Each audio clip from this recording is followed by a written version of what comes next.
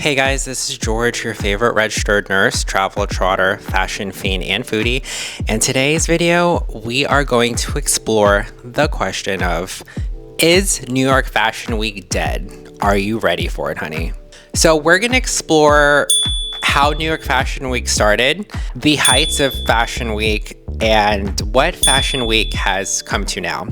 I'm gonna break it down to the three biggest reasons of why people think and why the world essentially thinks that New York Fashion Week is dead and it's over. So let's get into it. Eleanor Lambert was born in Indiana and she moved to the Big Apple in 1925. She studied sculpture in Indianapolis and Chicago prior to her publicity career in art. By 1941, she was a driving force in the creation of the New York Dress Institute. By 1943, she set up what was known as Press Week. Her vision was to create press for American designers and American fashion, essentially. For American designers and American fashion to be taken seriously. For people who don't know world history, this was the time of World War II. It was like literally going on. World War II went from 1939 to 1945, essentially. So we are deep in the trenches of World War II. Fashion's taking a back burner. At this point in time, French fashion was seen as the epitome of fashion. And French fashion was kind of where the trend started. They wanted to know what was cool, basically, and that's where Paris came in. Paris was essentially the mecca for fashion, and buyers and press went to Paris to see what the couturiers were producing and essentially go back to their own country and kind of replicate it. But you can't do that if there is a war going on. So basically, America was forced to create and establish their own fashion culture because there was no way they were going to Paris during a war. Press Week was a success, and it was held in a little hotel. You might have heard of it, the Plaza Hotel. And it was only for the press people, and for the actual buyers of the gowns and the outfits, they had to visit the showrooms. So over the next decades, the schedule for their shows became packed, but it ultimately made American fashion a force to be reckoned with, and people were taking American fashion seriously. As time went on, their presentations became less centralized and in one location, and instead of the Plaza Hotel, these shows mainly were in department stores and then showrooms. And then in the 80s, 70s era, they were being shown in nightclubs and lofts of the designers as well as galleries. Eleanor Lambert helped to create the Council of Fashion Designers of America, or the CFDA, in 1962. So the CFDA basically helped to recognize the US fashion industry in an economic sense as well as in a cultural sense. At this point in time, World War II is over and America is booming. And the shows got bigger, they became more lavish, and they were kind of like a cultural phenomenon. The shows were attended by big stars like Liza Minnelli, Bianca Jagger, Andy Warhol, Diane von Furstenberg, and this time, Diane von Furstenberg, Miss DVF herself, she created the iconic wrap dress. I feel like the kids these days don't know who DVF is unless you tell them DVF was the meme who told Kim Kardashian to go sit over there.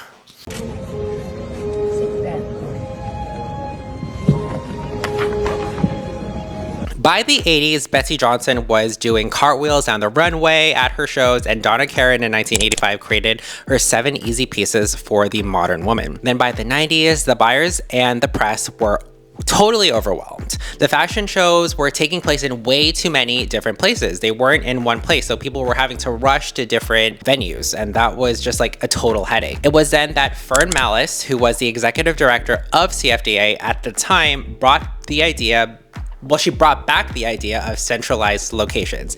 Thus, Bryant Park hosted the majority of the shows in the white tents. By the 90s, American fashion was a trendsetter and a total powerhouse.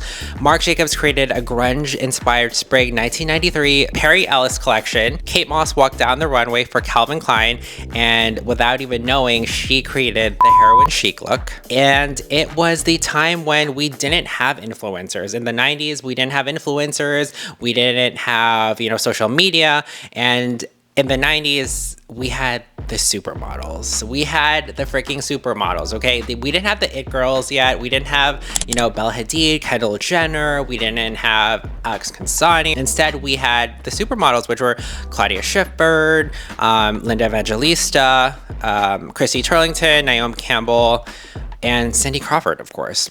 Those supermodels, they made fashion relevant. They made fashion important.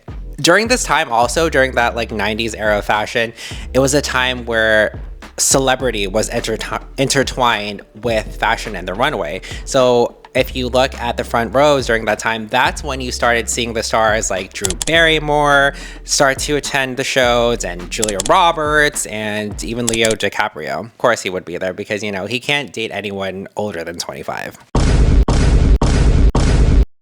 Bruh. So fast forward to now, New York Fashion Week is it's not the same, guys. GQ declared that New York Fashion Week is dead. Yikes.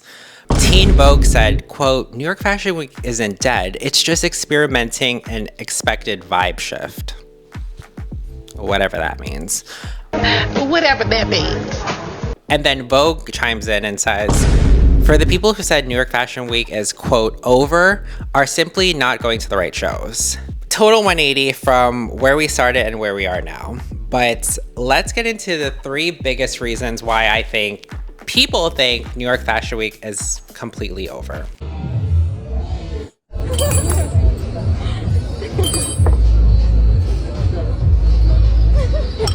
Thank you. Enjoy. In no particular order, I think one of the biggest reasons why New York Fashion Week has lost its luster is that American designers are staying away from New York Fashion Week and are choosing to show in Milan and Paris. It's almost like the power of association, right? Like, take Gossip Girl. In the early seasons, Jenny Humphrey wants to be cool, so she tries to hang out and be a part of the group that include Blair Waldorf, Serena van der Woodsen, and Nate Archibald because she wants that life, and she's a smart girl. She knows that if she aligns herself with the popular kids, she'll be popular too. People will think she's rich, popular, stylish, and aristocratic. It's kind of almost like the same thing going on in fashion right now. By showing in Europe, these American designers are not just American brands, but they are in the same level, or they're appearing to be as in the same level as heritage brands like Chanel, Hermes, Fendi, Louis Vuitton, and the list goes on. When American designers are showing in Paris and Milan, they're kind of aligning themselves with the cultural capitals of fashion, really. And American designers who don't show at New York Fashion Week, there's a long list of them, really. And notably, CFDA former chairman, Tom Brown, who has shown in Paris and not exclusively in New York Fashion Week, avant-garde and dark lord of the underworld. Of the fashion underworld, honey.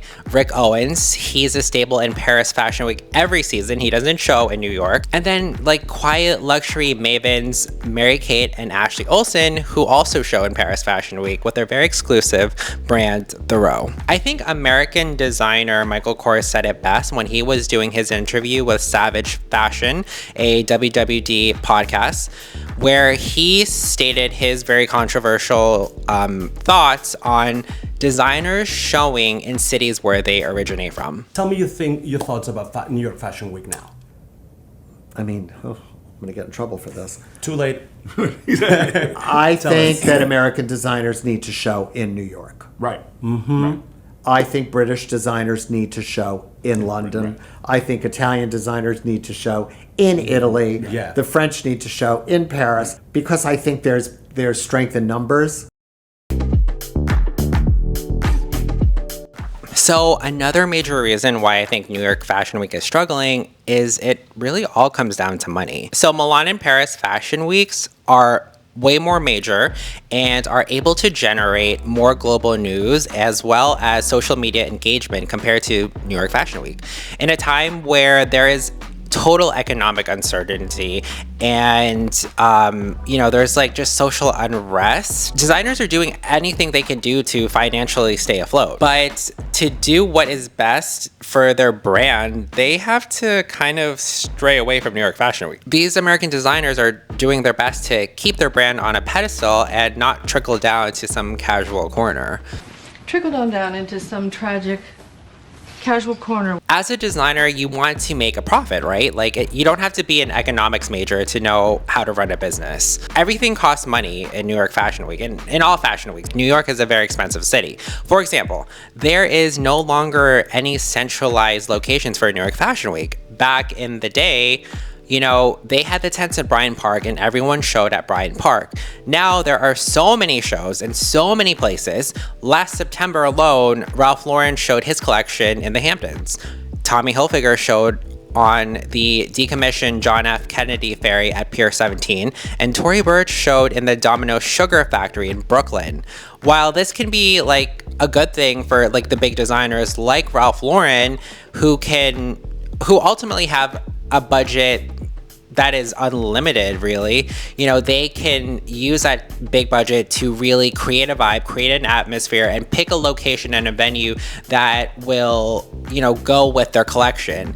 That's great and everything, but think about like the smaller designers that really are trying to save money and trying to get out of debt. Like, fashion is a business and it's very expensive. It really hurts the small and up-and-coming designers because now they have the trouble of not only finding a venue, but finding a venue that they can afford. PR maven Kelly Catrone, one of my icons, because she taught me if I had to go cry, do it outside. I have a rule that there's no crying in the office. If you have to cry, go outside. And somebody hurts your feelings, I don't give a Kelly Catrone said in an article with The Post that baseline budgets for a show at New York Fashion Week can easily go over six figures. $38,000 to $58,000 for a venue, $20,000 for lighting, and $15,000 for sound, and $40,000 for a model roster. Small designers and upcoming designers, like, they just don't have that budget. Like, they're gonna go drown in debt. And fashion is almost like any industry where there's a little bit of timing, there's a little bit of luck. Like, it's not a certain thing. There's a lot of risks to it. Another reason why I think New York Fashion Week is faltering is simply because of social media. Social media is a good thing and it's also a bad thing, and when it's a bad thing, it's a really bad thing.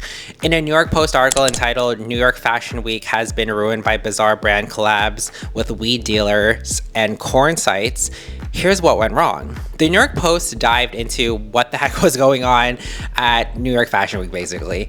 Emma Gage presented a collaboration with Hidden Valley Ranch, 5 pieces, all costing about $1,000. Kate Barton created a handbag for Goldfish, the snack brand.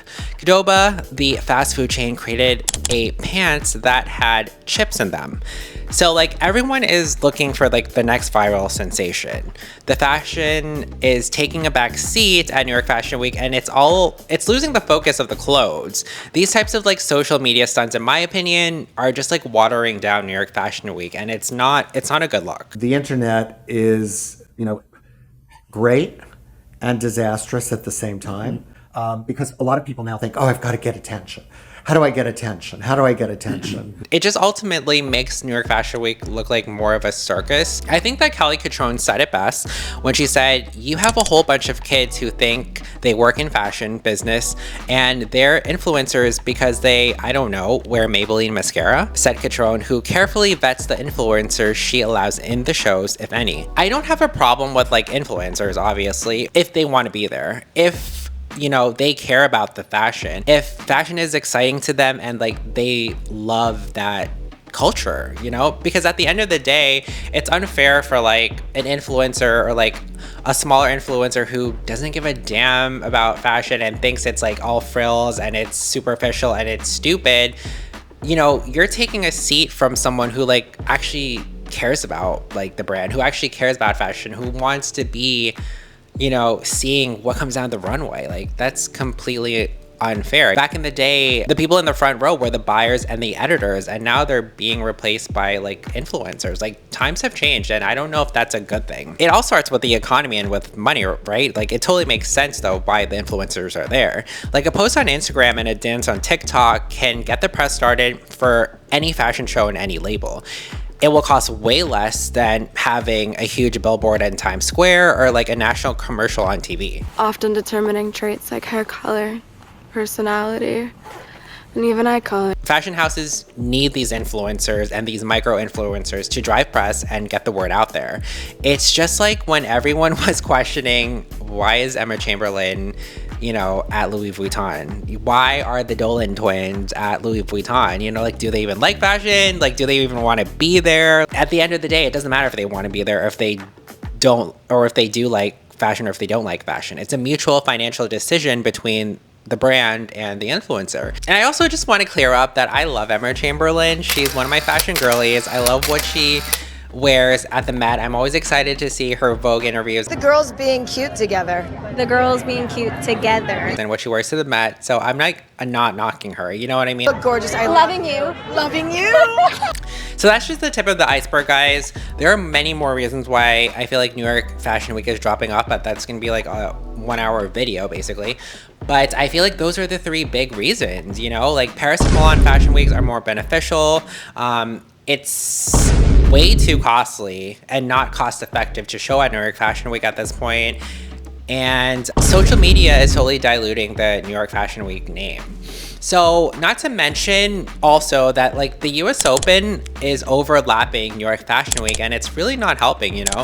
The US Open is a Grand Slam tournament, and it's a hot ticket. Like, the influencers are going to the US Open as well. Not to mention, you could probably catch, you know, Bella Hadid and Gigi Hadid there. Bella only seems to walk religiously every fashion week for YSL, and she won't walk for anyone else. And Gigi, I think her last like runway was like Versace 2024, or I think it was like Vetements, where she was in the DHL tape dress. I don't remember. New York Fashion Week, I believe, can come back and be, you know, one of the things on the social calendar like everyone's, you know, waiting for, like twice a year. Like, I do believe that they can come back, and it's going to take a long time to bring back that reputation, but I think New York Fashion Week can do it. And I do agree with Michael Kors when he said that American designers should show in New York Fashion Week. But when you have, you know, like Marc Jacobs showing off calendar and Tom Brown showing, you know, in Paris instead of New York Fashion Week, it kind of like hurts the rebrand for New York Fashion Week. You know, I do believe it's going to be a team effort. But yeah, that's just how I feel. Right now, we're at Paris Fashion Week. So a few more days left, and then Fashion Month's over. And then we'll have to look forward to February, March. But until then, if you guys haven't subscribed yet, please don't forget to like, comment, and subscribe. And I will see you soon. This is George, your favorite registered nurse, travel trotter, fashion fiend, and foodie. I'll see you. Bye.